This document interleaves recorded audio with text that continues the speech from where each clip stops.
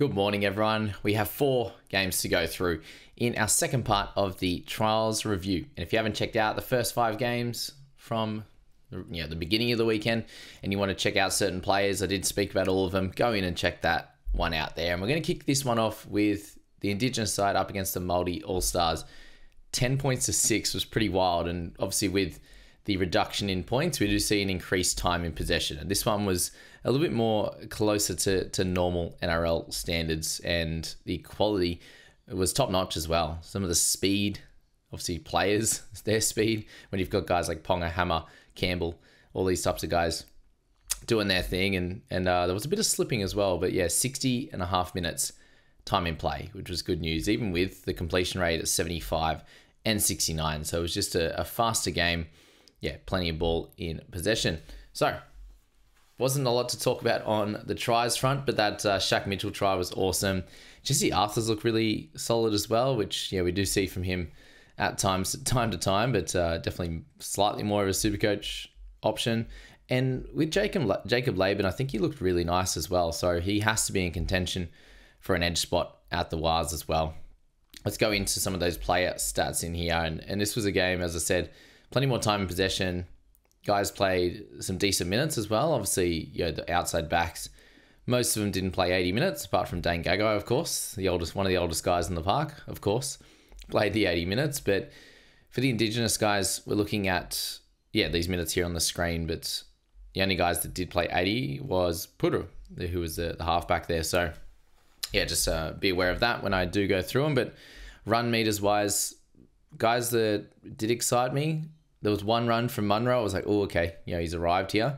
But 111 meters from him in his 68 minutes there is okay. We do want a little bit more than that if we're looking at Ty, especially guys, they didn't count tackle breaks in this one. So he didn't score any tries or anything like that, and then did make 5 tackles for 2 misses. So for him, it wasn't a game that he stood out by any stretch, but it was fine. And he had one, I think that run I was talking about, he ended up getting ankle tapped or something like that, when I was like, oh, he's gonna get away. But he was, solid without being spectacular. You had Jaden Campbell. I thought he looked electric, but he kept falling over. He was putting on too many moves. But 105 meters from him. He was kind of bobbing up in the second half at sort of in slightly more of a fullback position as well in attack. So just note that. But just means he's obviously going to be running the footy plenty. But a couple of solid kicks. Tackles was 9 for 2, and did have a heap of tackle breaks in there as well. So Campbell looked really good. If you're interested in him for round 1, don't let this game push you away at all. I think that it kind of helped you on that front. And then Connor Watson, the next guy on the list, he had 70 run meters, 34 tackles, 1 miss. He did play a lot of minutes, 74.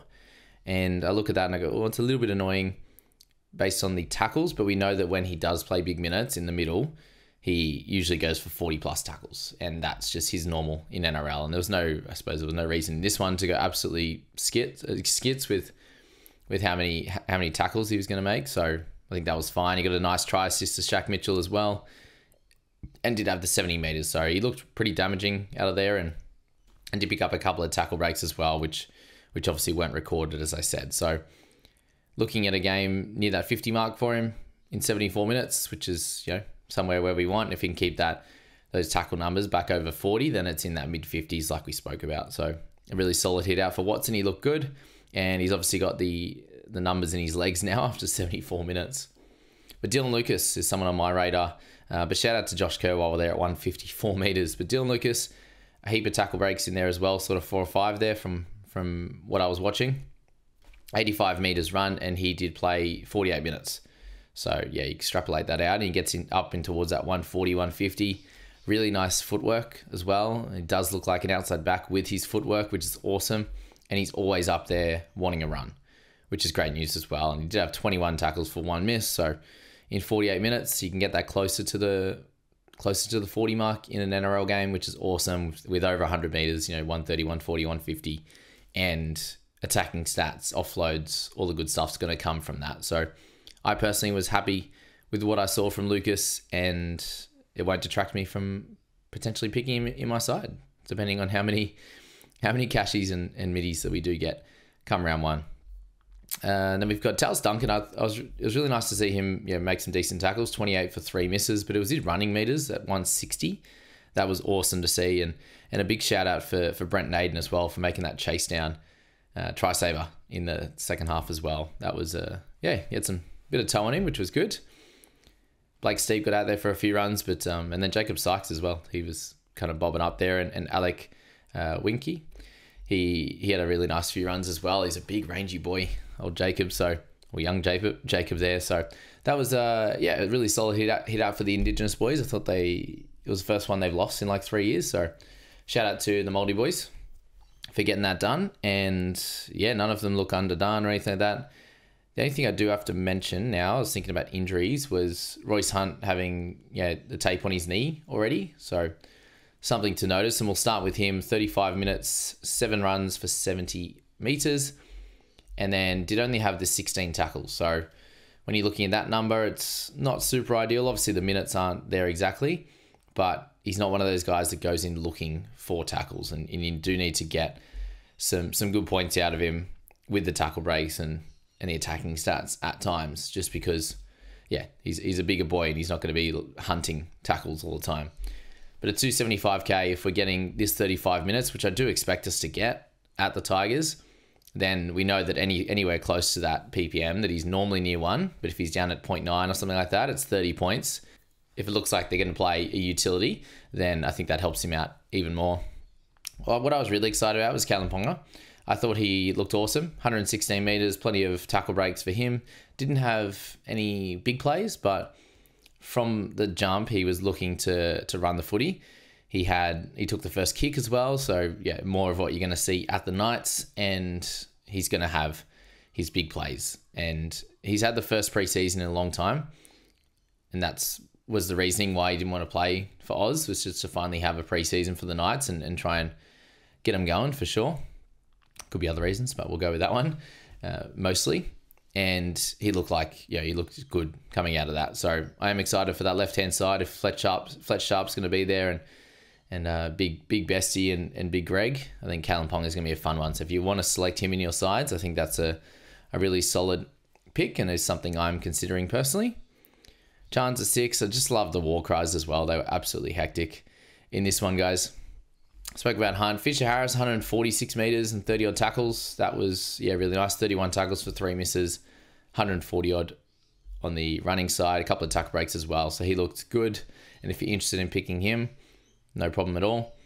Laban, as I said, five runs for 54 meters. Not incredible, but good tackle numbers at 26 for 1. So if he happens to get a start for the Wars, and he actually starts, I think you do have to select him. And that's an easy decision we can make between him and Valmarga. These types of guys, when they're going to be playing in that first, in those first Vegas games, which is awesome. If we're looking at Keanu Keeney, I think he looked really solid. He did have some errors in his game, still 151 meters, but he did play 52 minutes. So you can just expect 200 plus from him every single game. Someone that I think still looked like he's got some left in the tank is, he's not that old, obviously, and that's why, is Jazz Tavanga. He even caught a nice slips catch from a pass as well, with 53 run meters in there for him and 38 tackles for a miss. So if we do happen to get him for any sort of game time, decent game time for Manly, I think that he's going to have a pretty solid year with his new club, and I am excited to see that. And if you are interested in Jazz, keep him in your little black book and see how it goes. But what about the nice line break from Zach Tucker-Clay earlier as well? But I thought Xavier Willison looked bigger, leaner, and he ran with more vigor. I thought he was very, very impressive. 23 tackles for him, 2 misses, but ran for 118 meters off his 11 carries. He's going to be very important for the Broncos, but not so much for our fantasy sides at this stage of the season.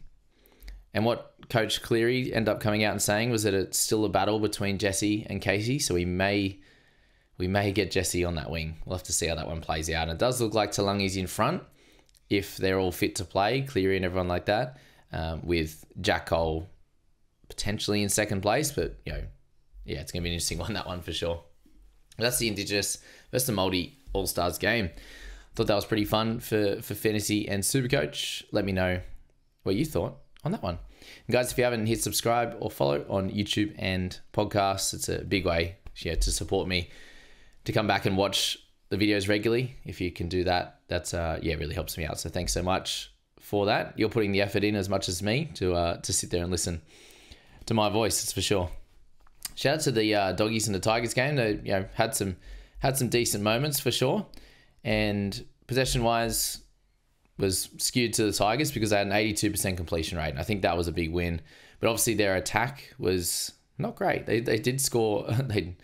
They had a lot of their better attack from further out. So Galvin deciding to run on the last, and he showed a lot of speed and a lot of class there, and bobbing up on both sides and all that kind of stuff. And for him to be doing that, and then him to be there and them still losing with him and Latufenu is a little bit worrying. But yeah, they had Skelton. They had some first graders in their side, but so did the Dogs obviously as well. But 58 minutes time in possession for the game, which was ideal. But I do want to shout out a few guys just on try scorers as well. But that Rinakama, he looks very fast.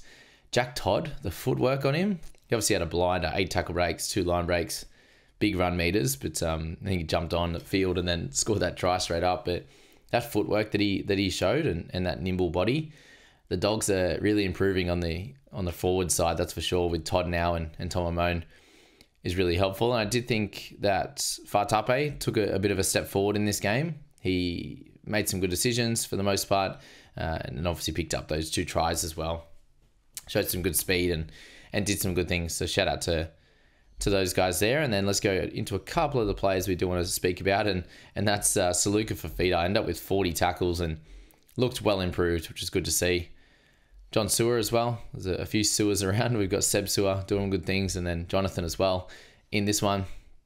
And so Rinakama and Fatape with 3 line breaks apiece. So good on those guys. But on the Doggy side, the guys that are of interest to us, that is Saluka Fafita. Again, another prop coming through, doing good things. And Sammy Hughes is gonna have to watch his back. Obviously, he only had the 4 runs. 55 meters was good with 27 post contacts. That's a win for him and the Doggies on that one. He had Tom Amone with 83 run meters from his 9 hit ups, and then solid tackle numbers as well. 27 for 2, which was good news there. And obviously with Hughesy, 24 tackles for none.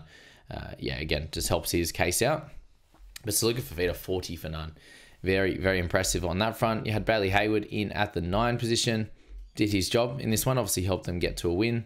You had Jamin Salmon in there at lock, 4 runs for 51 meters as well, and 25 tackles on that front. So that was all solid. Jack Todd, 26 tackles and 143 meters. So good stuff for those guys. Plenty of positives out of this game for both teams. I think that completion rate for the Dogs, they'll obviously want to improve that, but they don't have their main squad in this one. And I think for Tom, we're just not going to know what kind of minutes he's going to be playing at this point. So that's where it's hard to select him. Obviously at 250k, and then you've got guys like Todd coming out and playing like that. It puts some worries on their middle forwards, given they have so many. So we'll have to wait. I think it's going to be a TLT dependent, cheapy situation for the Doggies for sure.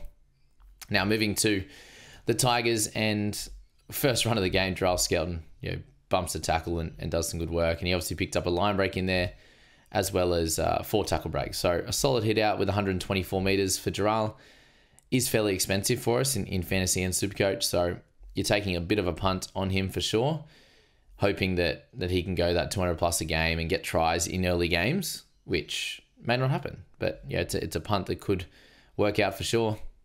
Galvin looked really solid, doing his work on both sides. Defensively was good as well.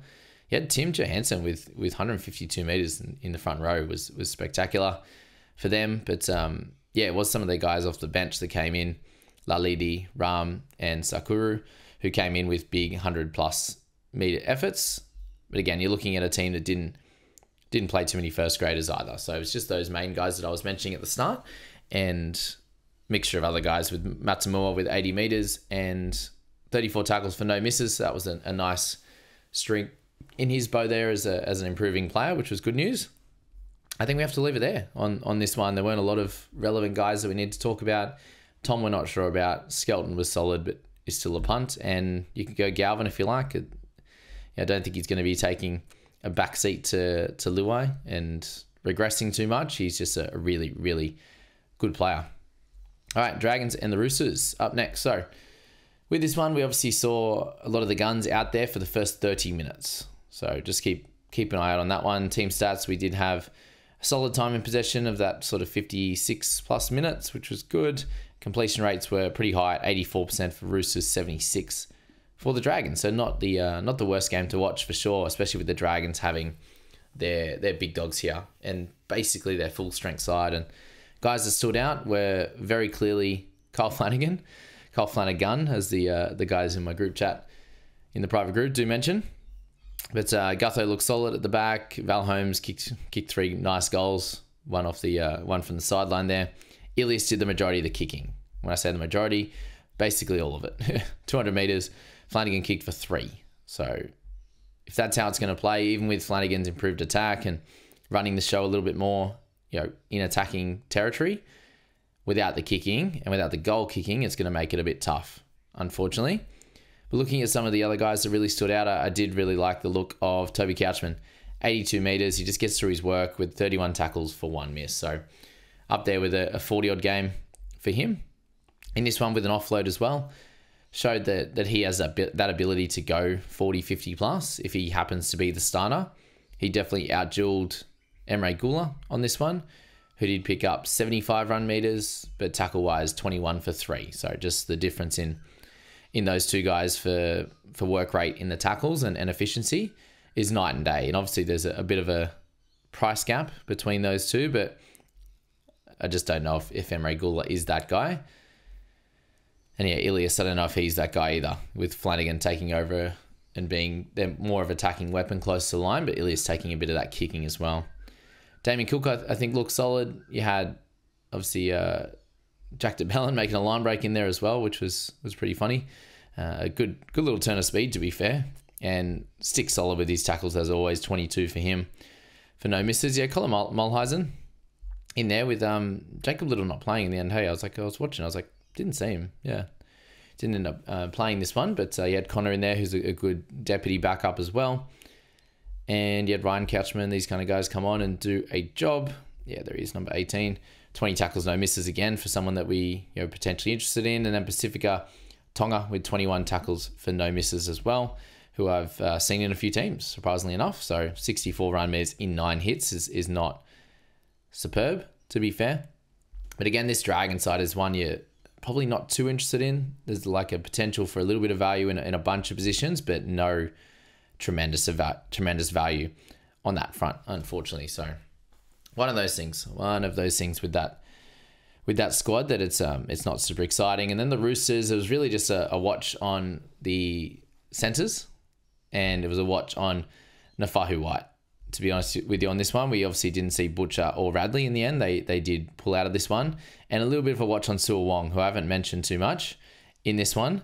In the preseason, just because we thought he'd be a little bit behind in the depth. And it probably looks like he's going to play somewhat of a mixture of prop and some edge, prop, lock, edge, depending on how things go in game. He's probably going to be that bench guy, but we're not sure how many minutes. So that's the worry. And then obviously Sandon Smith, who did attempt to kick goals and had a lovely try assist as well, but missed tackle-wise, not so good. And the guys that are coming out and going, I've seen a few people say, I've taken him out of my team already. Just be aware that this is a guy that has played 6 and 7 in this team before and scored pretty well. So one trial game, I don't think he's going to be going backwards as a player. So one trial game, I don't think is going to make and change the world for Sandon Smith.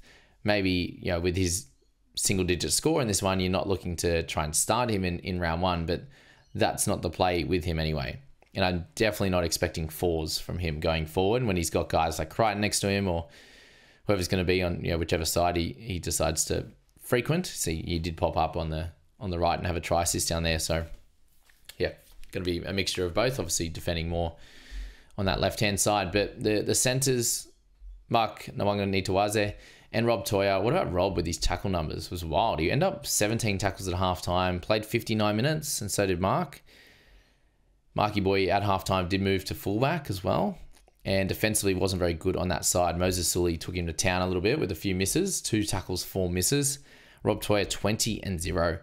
So that was impressive. He looked really strong running the footy as well, and did pick up a line break try assist as well with 118 metres. With Mark looking really solid in attack, especially that in and away to help facilitate that Rob Toya try assist for the boys out in the wing there. And I think Rob won that battle today.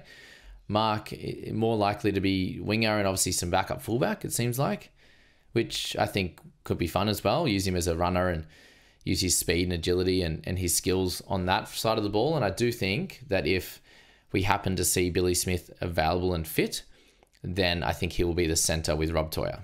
That's my general call at the moment. I think Mark might have to bide his time as next man up at this stage. I think Rob Toya really showed some promise in there, which was good. Another guy that showed some promise, Nafahu White. 13 runs there for 126 metres was big, and he did pick up 3 tackle breaks in that time, along with 26 tackles for 1 miss. So if he's going to be having that type of PPM, he did have his 2 stints and played some good minutes. I think the first stint was 31 minutes and then came back on for a bit in the second half. So you're looking at 40-odd minutes and 40-odd points. PPM was really, really strong near that 1 mark, and I think he could be in your sides at a really easy dual position, just over 400k. If he gets that starting prop role, I do think he took a leap in this game. Obviously, we saw that in the Pacific Championships as well, that he had a good time of it. So he seems like he's going to be fairly important, and Lenu, I think, is easy just to slot him off the bench. Again, 8 runs for 82 metres. Big missed tackles for him at 5. So I think that's going to be fine with that one. Wong had some good numbers as well.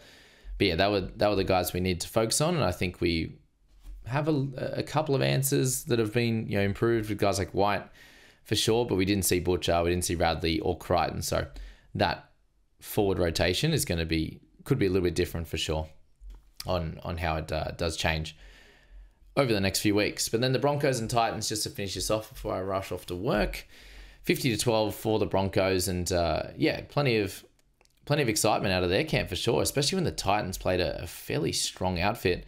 Team stats, you're looking at not a lot of ball in play in this one here, 52.5 minutes there. 89% completion from Broncos and 76 for the Titans, but that just shows when a ball, when there's lots of tries, that the time possession does drop off plenty. So keep that in mind for base stats and the like that you might be looking at. But a shout out to Corey Pakes for picking up a double. It was pretty wild in this one, so congrats to him on that one. You obviously saw some minutes from Josefsky and Pikura. Not a lot there. Pikura only had the 45 run meters.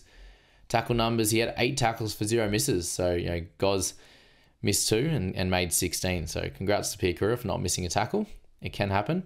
I thought Hetherington was really solid, 20 tackles for no misses, and he did go for 99 meters. So if he can have really efficient time out there, he could do well, but I don't think he's someone you really want to look at.